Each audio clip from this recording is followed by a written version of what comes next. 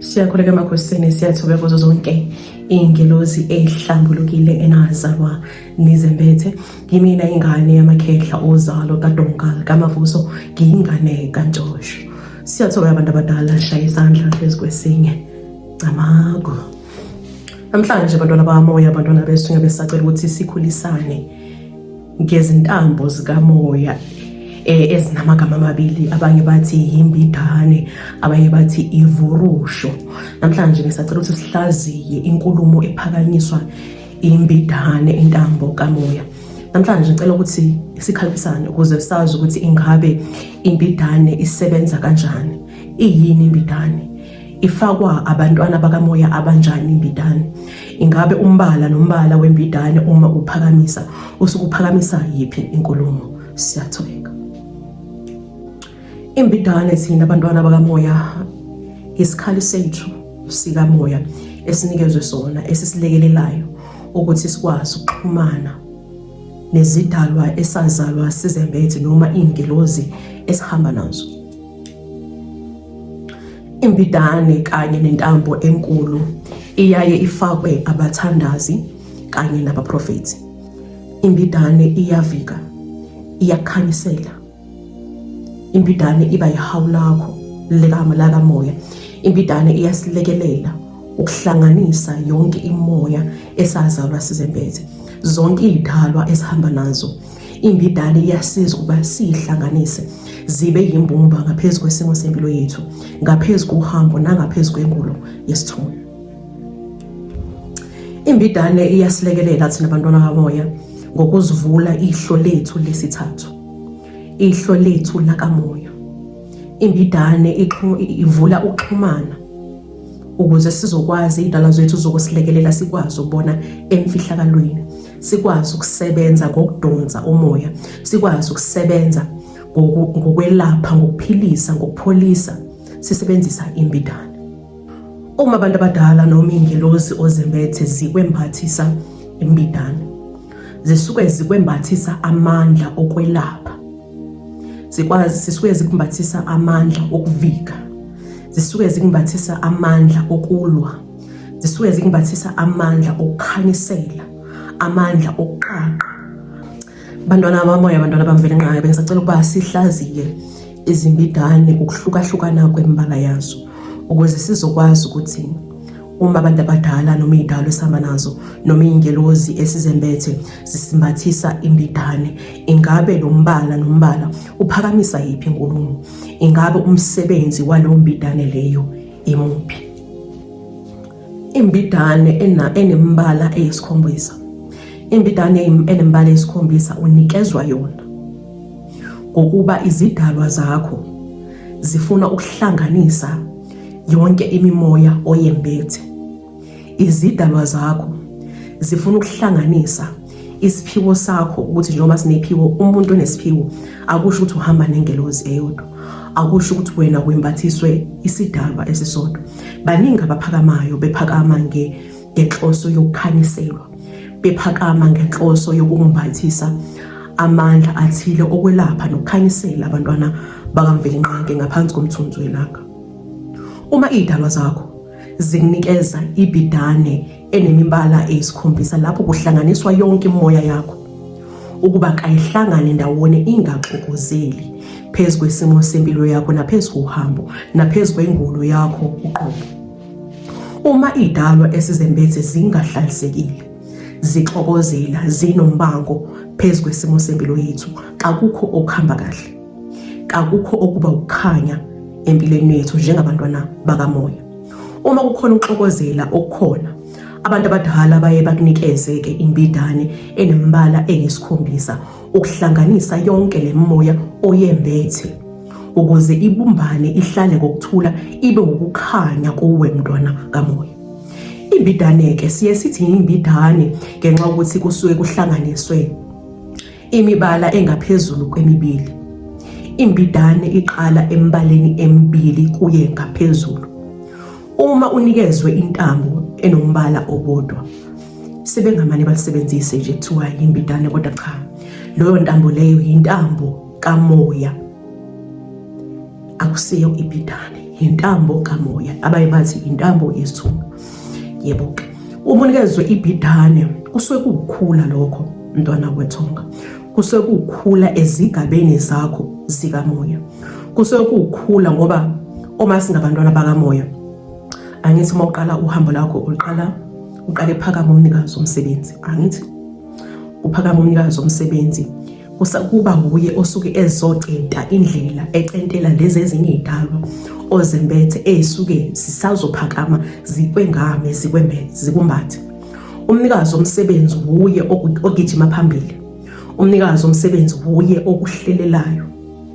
Ohambeni lakho uma ukhula kwelamoya, we add iphiwo zethu ziyakhula. Mhlambe uma uqala kuvela ukuthi unomndiki nomndawo. Athi ngithi example ngami, ngaqala ngakhanyisela ukuthi nginomndiki nomndawo, umndiki owawungulisa. Lapho kusaphakamisa likazi umnikazi womsebenzi usazogcinda indlela, usazongihola angitshengise usikompilo lesigodlo sikaDongani kaMavuso. Emva kwalokho mase kufika umphathi, khona umnikazi womsebenzi, angifuna ukudida, khona umnikazi womsebenzi nomnikazi wensebenzo. Emngomeni baye bathi khona umnikazi womsebenzi nomnikazi wempanda. Yebo, umnikazi womsebenzi uwo lo ophaphatha kuye, mayiphakama uphaphatha kuye. Mase kuzophakama ke ezinye izidalwa ekuyize ezizohlala phansi ziphakame zigijime kube yize eziphakamela umsebenzi. Yebo? Yeah. So uthi uma umntwana kamoya like isipho sakho siyakhula. Ngesikhathi sikhula you keep on adding. Abonga lesikhathi uedda izembatho, uedda ikhali zikamoya, unikezwa amavoroshi noma ibhidane. Kusukube kukhona isidalwa esuke siphakamile ngaloso sikhathi esicelayo ukuthi mina ngiyaphakama nalokho. Ngithi uyakhumbula ukuthi umbala nombala kwesambatho khona inkulumo eyophakamisayo. Ukhona isiphiwo osuke umbathiswa sona. Ukhona ukukhula osuke ukhuliswa kona ngokukamoya. So ke nezibhidane ezinjalo. Okay. Angeke ngize ngithi mina isiqalo sakho umntwana wethonga uma uphiwa ibhidane kumele kube uwhite. Abalaphi abaningi baye basho njalo bathi uwhite kuyaye kube isiqalo sakho. Mina ngithi cha ngoba ngazi ngolwami uhambo. Ibhidane yami yokuqala yayinembala u11. Kodwa ured oqame kunayo yonke imbala. Ibhidane yami had yabo njenge orange, had different shapes of orange, different shade of grey, different shade of green, different shade of red, different shade of orange, brown. I'm sorry. Oh my god, I'm sorry. Different shades of brown. So ibhidane yami yokuqala kwaba ile. Ibhidane yami yesibili kwaba ugreen. Ibhidane yami yesithathu kwaba ublue. Ibhidane yami yesine kwaba uyellow.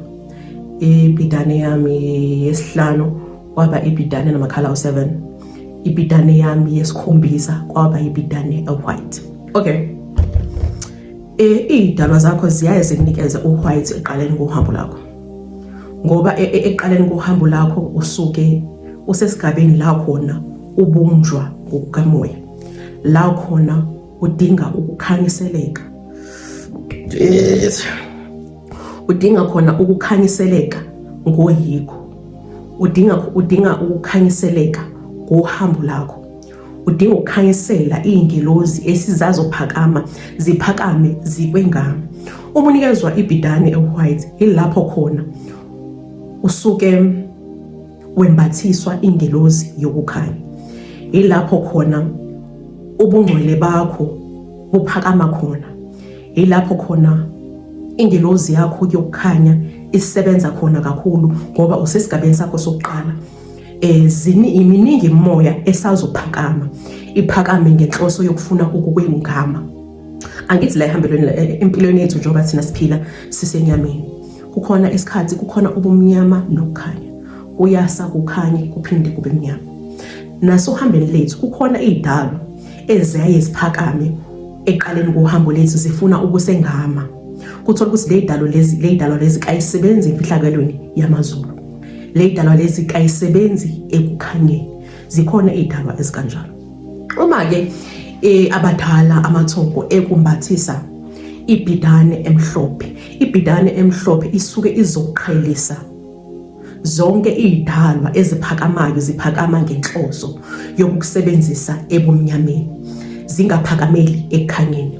Angithi thina uma umntwana kamoya unesithunywa, wena usuke ukukhanya, wena usebenza emfihlakalweni yamazulu. Inhloso yomntwana kamoya onesithunywa ukukhanyisela abantwana bakamvelinqangi, ukwelapha abantwana bakamvelinqangi, ukubuyisa ithemba, ukuphilisa. Yabona nto leyo, umsebenzi wakho yiloyo. Wena you are a messenger ukuthi umvelinqangi uzokhanyisela iy'dalwa zakho bese zikhanyisela wena uzokwazi ukuthi ukhanyisele abantwana bakamvelinqangi ngaphansi komthunzi welanga. Okay. Ibhidane emhlophe imele inhlanhla emhlophe. Ibhidane emhlophe imele inhlanhla emhlophe ngokuba yona iwukukhanya. Uma uyembatha le mbidane emhlophe, usuke umbathiswa amandla okukhanya, amandla amazulu. Wena usuke umbathiswa ukukhanya ukuthi uzokwazi ukukhanyisela abantwana bakamoya. Ngembidane emhlophe siyelapha.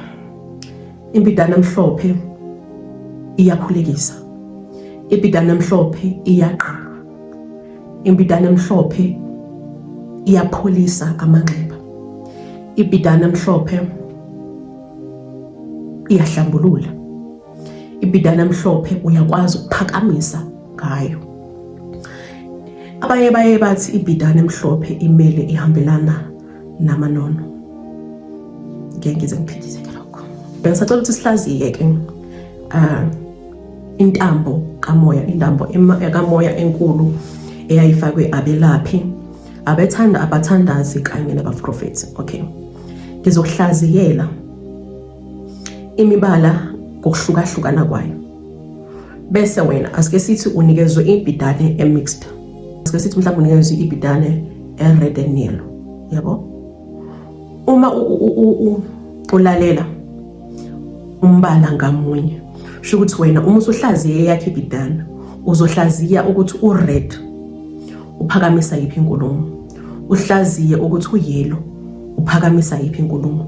Bese uyabona ukuthi kahle kahle imoya ehlanganiswayo esimeni sohambo lakho ombathiswa yona ngaloso sikhathi, umbathiswa lokhu nalokhu ngokulalela umbala ngamunye. You understand? Bantwana bamoya, bengisacela ukuthi sihlaziye intambo kamoya epink. Uma umbathiswa upink, upink usuke umbathiswa umoya wamanono. Yini amanono? Amanono abantwana bahamba emhlabeni esebalala, abalala benganawo amacala. Wena usuke wembathiswa amandla okuphilisa abantwana ngaphansi komthunzi welanga. Wena uyakwazi ukwelapha ingane. Wena uphathisiwe ukuthi uzokwazi ukwelapha abantwana, uzokwazi ukukhulekisa abantwana, uzokwazi ukukhanyisela abantwana. Sho ukuthi wena uma ibhidane yakho inopink, yazi ukuthi wembathisiwe lamandla okusebenza abantwana, amandla okuphilisa abantwana. Angazi noma siyazwana. Bengisacela ukuthi sihlaziye uyelo. Uma unikezwa uyelo hlukane kabili, yazi ngizoqala ngichazele uyelo then bese chazela ukuthi uyelo kimi njengoba ngembethe abamazi uchaza ukuthini. Okay. Uma umbathiswa uyelo, okokuqala usuke umbathiswa ingelozi eprofethayo, umbathiswa amandla okuprofetha. Uma umbathiswa ibhidane eyelo, umbathisa izidalwa zakonina bakho. Uma umbathiswa ingelozi, uma umbathiswa ibhidane eyelo, lezo sidalwa esiphakamayo esikwembathisa le bhidane eyelo siphakama ngesimo somkhuleko. Amandla ebhidane eyelo asemkhulekweni. Uma unikezwa ibhidane eyelo noma intambo kamoya eyelo, wena uyakwazi ukukhulekisa izimo zabantu ngoyelo. Uyelo uyakwazi ukuqaqa amafindo kamoya. Uyelo uyakwazi ukulwisana nemimoya emibi engahlambulukile. Uyelo uyakwazi ukukhanyisa nokukhanyisela. Uyelo uyakwazi ukuphilisa nokupholisa. Uyelo unamandla. Uyelo unamandla ukuthi uma umbathisiwe noma asike sithi mhlawumbe uphethwe ikhanda, yabo, ikhanda. Uyakwazi ukuthatha ibhidane eyelo uyithandele ikhanda lakho. Ebese uyakhulekela ukuphila uzingafa ikhanda mesiyolungeyo. Ngikhulekela ukuthi leli khanda leli Nkulunkulu wami angazi ukuthi lize ngamuphi umoya kodwa namhlanje khulekela ukuphila, ngiphilise. Yabo, ibhidane eyelo iyakwazi ukupholisa amanxeba angaphakathi. Asike sithi unesiguli ufikelwe umuntu ozofisa ukhanyiseleka. Mhlawumbe uyambona ukuthi akaphilile. Mhlawumbe unenkinga yesibeletho, noma unenkinga yeqolo noma esinye. Uyakwazi ukuthatha ibhidane eyelo uyithandele la kuye ebese umbeka izandla uyamkhulekisa. Iyapholisa. Yabo, ibhidane eyelo iyapholisa, iyelapha, iyakhanyisela. Umsebenzi webhidane eyelo umkhulu kakhulu. Okay. Bese kimi ibhidane yami eyelo kayiphakamisi idalwa zakonina zakashabalala engihamba nazo, cha. Ibhidane eyelo iphakamisa amandla engibathiswa wona ngokwamanzi, because ngihamba nabamanzi. Iphakamisa amandla omkhuleko esimeni samanzi, ukuthi uma ngimbethiswe le bhidane eyelo, ibhidane eyelo uma iveza ke kuyaye kuthiwe, ngixolisa uphuma off topic, kuyaye kuthiwe uma idalo ozembethe zingafuni ukuthi iy'mfihlo abakunikeza zona uyidlulise, noma izinto abakhanyisela zona uyidlulise, baye bathi bayakususa emqondweni wakho, ungabe usakhumbula yabo imfihlakalo yale ikhali bakunikeza zona, ungabe usakhumbula. Okay, ngoba mina ngiyakhumbula, yabo, abakususa emqondweni wami. Okay, mina ngizolishare la kimi. Ibhidane eyelo kimi iphakamisa isimo senyanda ezulu engihamba nayo. Ibhidane yami eyelo ngayithola esizibeni ukuze ngimbathiswe ibhidane eyelo. Usakuxoxile nangishawa, ngayithola esizibeni. Esizibeni ngabe ngabona, yabo esizibeni uma ngimbheka, yabo, ashintshe aphenduke ibhidane ekuphi engaphakathi kwesiziba, yabo. Mina ibhidane eyelo angizange ngize ngiyiphuphe ukuthi ngizoyiphupha, noma khona ozongitshela ngayibona emanzini. So eyami ibhidane iphakamisa amandla engimbathiswa wona okwelapha esimeni samanzi. Ibhidane yami eyelo iphakamisa inyanda ezulu engimbathisa amandla okwelapha, okuqhaqa, okuhlambulula, okuphakamisa, okukhulekisa esimeni samanzi, yabo. Shothi uyelo uyakwazi ukuhlukanisa kabili, kuya ngokuthi uthole kanjani, uboniswa wona kanjani. Inkulumo kayelo iyaye iphakame ngendlela ezimbili. Bantwana bami, masicela ukuthi sihlaziye intambo kamoya ebrown. I don't care if it's this brown or light brown or baby brown, any shade of brown. Okay. Ibhidane ebrown ikunikeza, iphakamisa amandla emvelo. Ibhidane brown. Ibhidane brown iphakamisa amandla okunotha komhlaba. Wesihlabathi, like isihlabathi, like ibhidane iphakamisa isimo sanomkhubulwane. Ngokuba unomkhubulwane uphakamisa amandla emvelo. Ibhidane ebrown iphakamisa the 4 elements of nature umnikezwa ibhidane ebrown. So ibhidane brown uyakwazi ukuyisebenzisa uma wembathiswe isithunywa sendaba, uma wembathiswe isithunywa somoya, uma wembathiswe isithunywa samanzi, uma wembathiswe isithunywa esidonsa phezulu, nomlozi wamabutho, because lezo zinto ngithi sebenza kakhulu with nature. So uma wembathiswe ibhidane ebrown, unikezwa ubukhosi bemvelo. Yes, ukuthi wena owakho umoya, ezakho idalwa, they are not bound, but ziyakwazi ukuphakama in all the four corners of the earth. Abanye bathi ziphakama kumagumbi amane omhlaba, empumalanga nasentshonalanga, yabo, njalo njalo. Uma unikezwe ibhidane ebrown, ndaye wenza cela ukuyihlukanisa kabili. Okay, ngolwami uhambo kukhona inkulumo ephakamisayo etshengisa ukuthi umbala ngamunye uphakamisa yiphi inkulumo, mase kuba khona inkulumo ke esiphakamile kudonga likamavuso, kimi ngane yamakhehla, nakuwe eyakhe inkulumo isazophakama ngemibala yebhidane. Anithi lalela ke, kimi ubrown lo uhamba konke kanje, like 1 2 3. Ngibhizi namhlanje ngihlaliseka phephisa ihamba ne-wooden stick, yabo, akumela ithusi leli eliyinduku engathi mina kuwe akusilona if bese cela siphamise ibhidane purple. Okay, uma unikezwa ibhidane eno purple, usuke wembathiswa ubuhlakani nobungcwele bokwazi ukusebenza emfihlakalweni yamazulu, umbathiswa amanono. Yes, no purple usaseyiwa amanono.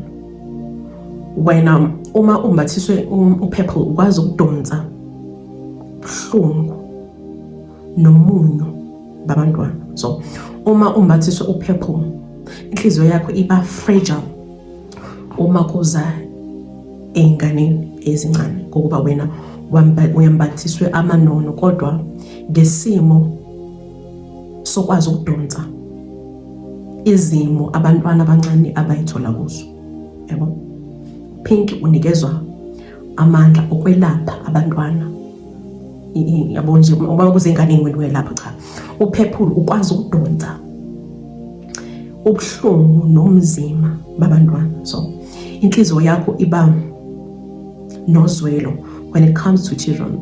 Awufuni ingane, ubona ingane engekho right esimeni sikamoya, engekho right empilweni, like noma ephila ngokucindezeleka, noma ukubona ingane eswele, yabo lo moya lo, noma ukubona ingane eswele. So wena uyakwazi ukudonsa ubuhlungu bakhona, budonsa enkabeni, bokwazi ukuzwela nothando labantwana. Uthando makuza bakuthola ungugweza ingane, because unothando labantwana oliyinqaba uma wembathiswe upurple. Upurple ke uyakhulekisa, upurple uyelapha, upurple uyapholisa. Umnikeza upurple usuke wembathiswe lawo mandla lawo okwazi ukuthi wenze lo msebenzi loyo esimeni samoya. Bantwana besithunywa bengisacela ukuthi sihlaziye intambo kamoya eblue. Okay, ublue nawo uhlukaniseka kabili. Okay, ublue uyanikezwa wona esimeni sokuthi kuphakama idalwa zakho oyise. Ziphakama nje sizombathisa, ziphakama ngesimo somndawe, ziphakama ngesimo sabamanzi. Yabo, kwesinye isikhathi kuyaye kube zidalwa zakho oyise bakho ezingimbathisa isimo somndawe wamanzi. Kwesinye isikhathi ublue kawuhlukanisi ukuthi le idalwa lezi ziqhamuka esayidini lako baba noma esayidini lako mama. Njengakimi, owami ublue uphakamisa amamanzi, owami ublue uphakamisa amandla engimbathiswa wona nengikhuliswa ngawo esimeni samanzi. Owami ublue uphakamisa umndawe wamanzi, owami ublue uphakamisa isimo sokwelapha ngesimo samanzi. Ublue uyakhulekisa, ublue uyahlambulula, uyaphakamisa, uyaqaqa. Kwesinye isikhathi kwabanye abantwana bakamoya uthola ukuthi ublue wakhe kawudonsi kwabamanzi kodwa udonsa phezulu. Yeso, udonsa esimeni samoya phezulu, ublu abambathiswa wona kakusiwo wamanzi. Kodwa futhi nembala iyahlukahlukana ngokuthi wena wembathiswe siphi isiphiwo, wembathiswe siphi isithungo, wena yini oyiphethe. Njengami mina ngibathiswe amanzi, ihlane yindaba, yabo, umbathiswe izinto ey'ntathu. Kwenza kwesinye isikhathi uthola ukuthi umbathiswe abamanzi kuphela, wena esakho isiphiwo siphakame emanzini, sisebenza emanzini kuphela. Asikho isidingo sokuthi wena uhambe hlane because izinto siyazenzakalela ngamanzi nje kuphela, ngamanzi nomkhuleko kuphela. Kuthola ukuthi kwesinye isikhathi wena kawuphathiswa ngamanzi, uphathiswe ihlane kuphela. Wena wakho amandla nokuma ufuna ukuvuselela amandla kwamele uyehlane uyokhulekisa izimo ehlane kuphela. Omunye kuthola ukuthi uphathiswe intaba, amandla akhe okuphilisa ukuthi aphakamele phezu kwentaba ayohlala esicongweni, ayomemeza abakubo, akhulekisa ukukhanya, amemeza umvelenqange, akhulekisa ukushintsha kwezimo. Kuya ukuthi wena mntana kamoya uphathiswe, yabo, esakho isiphiwo sincime kuphi, uyabo. Kakhulukazi ngathi kubalekile ukuthi phamisa lolo phuzu lelo ukuthi imibala yezambatho nemibala yembidane, ngoba sikhuluma namabhidane manje, iya ngokuthi wena uwembathiswe siphi isiphiwo, wambathiswe maphi amandla, yabo. Ublu uyaphakama-ke ngalozo zimo lezo. Kwamele uzazi wena ukuthi kahle kahle wena uphathiswe kuphi. Ngabe uphathiswe intaba, uphathisa ihlane, uphathisa amanzi, uphathisa umgede, yabo, noma uphathiswa nje ukuthi noma ungaba kuphi makudonsa kuvunguza umoya, wena uyakwazi ukukhulekisa, uhlanganise yonke imimoya oyembethe ngesimo nje sokuvunguza komoya, uyabo. Uya ukuthi wena uhamba naziphi ingelosi, uphathiswe ini futhi. Bantwana bamoya, besacela ukuwasihlaziye intambo kamoya egreen, ehlaza satshana, ukuthi yona iphakamisa yiphi inkulumo. Yeah, okay. Uma unikezwe ugreen, ugreen uhlukana kabili because elami uhambo uthanda ukuthi lithi phecelezi. Ugreen kuhlukanisa kabili nawo. Okay. Uma wembathiswa intambo kamoya egreen, intambo kamoya iphakamisa isimo semvelo. Yabona imvelo. Usuke wembathiswa amandla okuxhumana phakathi kwakho nemvelo. Yabo? Wena uxhumene nentaba, nehlane, nemvula, nemfundlana, impophongo, imigede, inhlabathi, umunyathela inhlabathi, inhlabathi iyakulalela, inhlabathi iyaphendula. Yabo?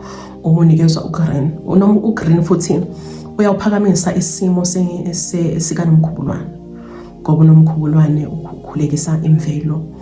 Yakhula ilonto zamakhehla ayiphakama ngesikhathi sesomiso, aphakamele akhuphukele indabeni, isicongweni sentaba ende nazo sonke, ezila ukudla, ayokhulekisa imvula, ayokhulekisa imfuyo yabo, ayokhulekisa ukunotha komhlaba, ukunotha kwenhlabathi ukuze bezokwazi ukuthi batshale izivuno zabo ziqhakaze, bezokwazi ukuthi baxoshe ikati eziko, bezokwazi ukuthi bondle imindeni yabo ngemvelo nje kuphela, ingahlanganiswanga nalutho. Babehamba bekhuphuka indaba beyokhuleka kumenzi umvelenqangi ukuthi abahawukele, ehlise isimo somusa nokukhanya esizweni sabo. So umunikezwa ugreen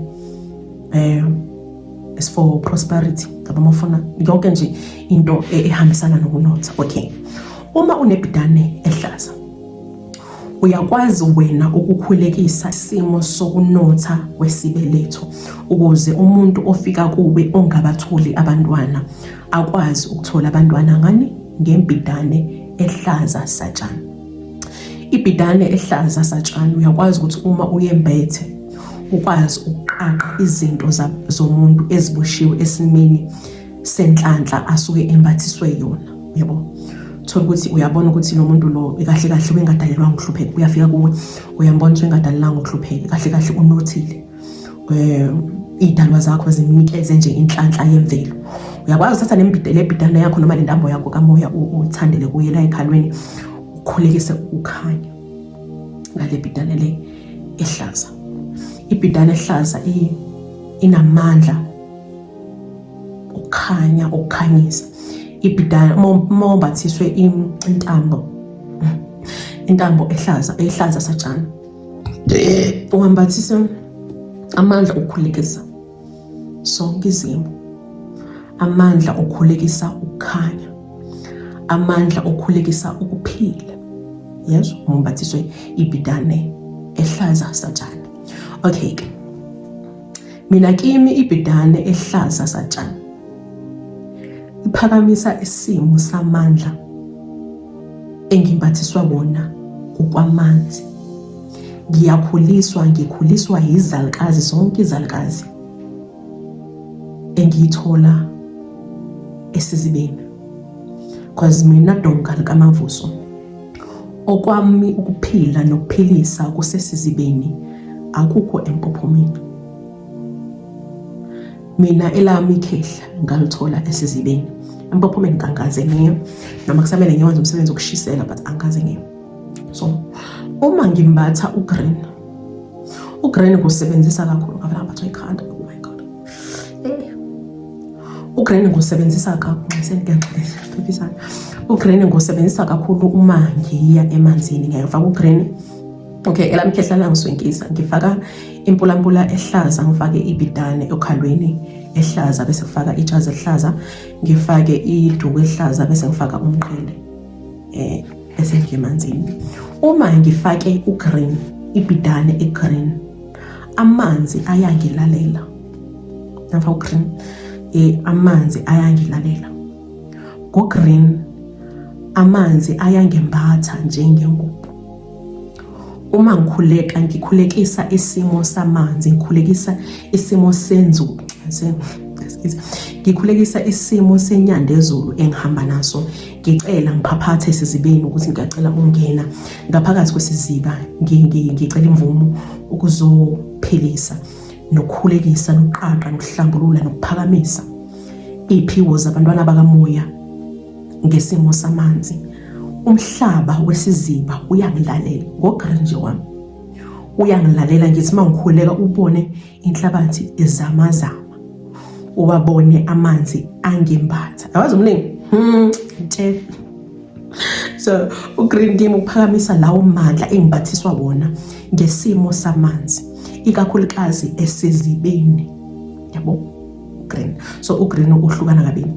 And uma angithi ngithemela ugreen ngufaka uma ngiyophakamisa izimo zabantu, ngiyoqaqa, ngiyokhulekisa, ngiyohlambulula emanzini. Angithi okay, uma ngisemanzini ngikhuleka like umoya ngiyodonsa la enkabeni. Yabo, amandla omkhuleko, angazi nami kanjani ethu, kodwa amandla omkhuleko ngiwadonsa enkabeni. So ngidinga sengathi ngingabopha ibhidane ehlaza satshani, ukhaleni lami ngiyibopha iqine ithinsi, ingandifika enganayo, ngenxa yokuthi amandla omkhuleko ngiwadonsa enkabeni. Uma ngisesizibeni phakathi ngikhulekisa izimo, amandla omkhuleko wami udonsa kude man, like enamnendaba kazidlule emakhosini. Bese cela ukuthi sihlaziye intambo kamoya emunyama, black.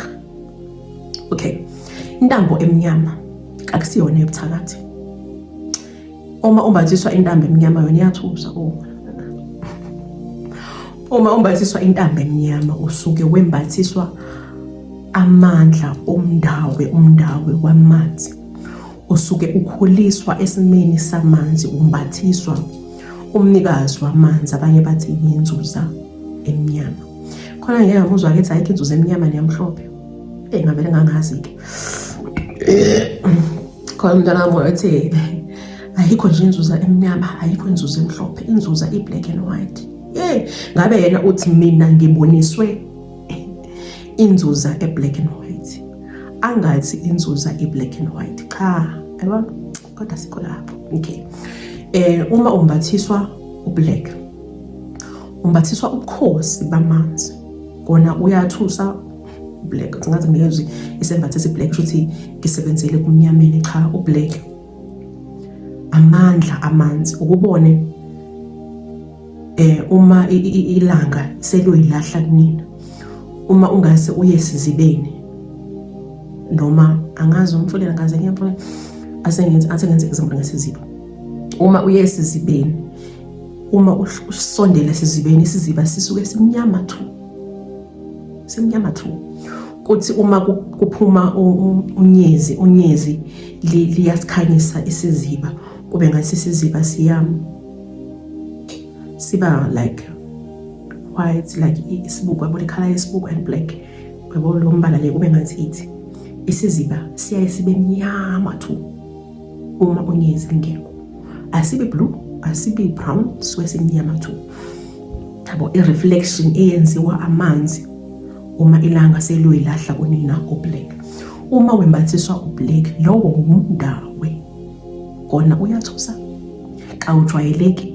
Kodwa yazi ukuthi uma umbathiswa ublack kawuthakathi, awumbathiswa ingelozi yobumnyama, kona kujwayelekile nami ngiyawusaba ngeke awuphakamisa ke mina. Kodwa ke isiphiwo samanzi laso usuke uhamba nenzuza. Abanye baye bathi ublack is the high ranks yobukhosi bamanzi. Ublack, umbathiswa ublack wona uyathusa, but usuke umbathiswa amandla obukhosi bamanzi, umbathiswa inzuza emnyama tu ko-black. Bengisacela ukube sihlaziye ured. Uma unikezwa intambo kamoya ered, intambo kamoya ered iyisiviko. Usuke unikezwa amandla okuvika izimo nemimoya emnyama. Uma unikezwa ibhidane noma intambo eno-red noma o-red, uyavika ukuvikela kwimimoya yobumnyama. Okay. O-red, uma wembathiswa ibhidane e-red, usuke umbathiswa amandla okuvika. Ibhidane noma intambo e-red iyisiviko, usukuvikelwa kuyo yonke imoya yobumnyama evunguzayo kuwo wonke amagumbamane omhlaba. Ibhidane noma intambo e-red iyakuvikela, iba yihawu lakho lokuthi ingelozi yakho yomlozi wamabutho iphakame ikuvikele kuyo yonke imoya yobumnyama ezungezayo efuna ukukuzuza. Ibhidane e-red noma intambo kamoya e-red iyisikhali sakho nehawu lakho lokuvika njengomntwana kamoya. Ngokuba njengabantwana moya sisempini kamoya, siyalwa imini nobusuku, silwisana nemoya yobumnyama ezama ukususa kule ndlela yokulunga esikhethele yona zidalwa zethu nazingelozi esihamba nazo. Ibhidane e-red, intambo kamoya e-red, siyalwa, siyavika, siyaqaqa, siyaqinisa uma unikezwe intambo e-red noma ibhidane e-red. Engicela ukukhanyisela ngakho ukuthi uma unikezwa ibhidane noma ngabe injani, yazi ukuthi lo bhidane leyo inomnikazi wayo. Nomnikazi wayo osuke ekwembathisa, ekukhulisa ngayo esimene sikamoya. Ihlonipheke ngoba le intambo engcwele ihloniphe. Ibhidane kuwe mnikazi wayo osuke umbathiswa yona iyakwazi ukukuphilisa wena. Yabo la uzwa khona inhlungu, ngeke ngasho ukuthi uma uphethwe ikhanda uyakwazi ukuyithandela la ikhanda lakho ube right. Uma kufika abantu esigodlweni benokugula okungaphakathi, amanxeba ngaphakathi, iyapholisa ngaphakathi. Angazi nami ukuthi kwenzeka kanjani, kodwa iyapholisa ngaphakathi. Uyabona uma unomuntu obubbling, yabo umuntu nje ukhona umuntu omaziyo obubbling ngokwenature, lowo muntu loyo ongeke uzumthole eshintshile, uzomthola nje eyinto eyodwa, ehlezi esmayila, ehlezi e-accommodator wonke umuntu. Lowo muntu loyo usuke enamanxeba ngaphakathi. Lowo muntu loyo buningi bukhulu ubunzima asuke ebhekana nabo, athi uma eyedwa konke kuyabuya. Lowo muntu loyo kuningi asuke ekuthwele emahlombe akhe, ukuthi maye eyedwa bufika isikhathi sobumnyama, ngoba uyafika lo mzuzu loyo thola ukuthi yena uyathatha uyabeka.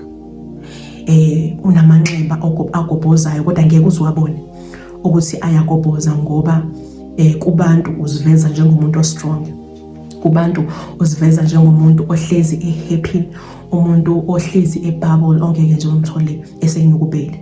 Yazi uma unebhidane uyakwazi uthatha ibhidane noma engekho lo muntu leyo, umkhulekise, ukhulekise zonke izimo abhekana nazo, azaziyo nangazazi, bonke ubumnyama abhekane nabo, ukhulekele ukukhanya ukuthi Nkosi ngisacela ukuthi umkhanyisele. Ngisacela ukuthi mesiyolungileyo upholise wonke lamanxeba akubhuzayo. Ubamba nje ibhidane yakho noma ingaba ngophi umbala. Ukhulekise lo sosimo. Uma evuma ke ukuthi umkhulekele, uyakwazi uthatha ibhidane umkhulekele, ukhulekela izimo, ukhulekisa ukukhanya, ukhulekile impumelelo, ukhulekise amandla. Labo bandazi umuntu othulayo nohlezi eBhayibheli abandlulisi banamashelufu, amalayitha amaphela ngemnyama. Lo muntu lo akandlulisi, uba namashelufu kuzo zonke izinto adlula kuzo ziyatakelana ngaphakathi, ayigcine ngaphakathi. Wena njengomthandazi, njengomelaphi, njengomprofethi unikeziwe lawo mandla ukwazi ukuthi upholise lamanxeba angaphakathi, ukwazi ukukhulekela ukukhanya esimeni salowo mntwana kamoya oza kuwe noma umbonayo ukuthi kuningi akuthwele. Ngiyabonga kakhulu kubo bonke abasubscribe-ayo ekhasini lami, kubo bonke ababukelayo iqephu zami, kubo bonke imfundiso zami ezibaphilelayo. Cabanga sengina 5,000 subscribers. Angazi ngicabanga ukuthi ngase kube nje. So ngiyabonga kakhulu, ngiyaphaphatha ngishaye isandla phezu kwesinye. uNkulunkulu azangigcinele lina, anandisele kuko konke okusenhlizweni zenu. Ngithi makhanye kube mhlophe njengeihlaba zolwandle, mabudede bomnyama kuvele kukhanya. Imina ingane yamakhehla uzalo kaDonga likamavuso, ngiyingane kaNtshosho. Camago.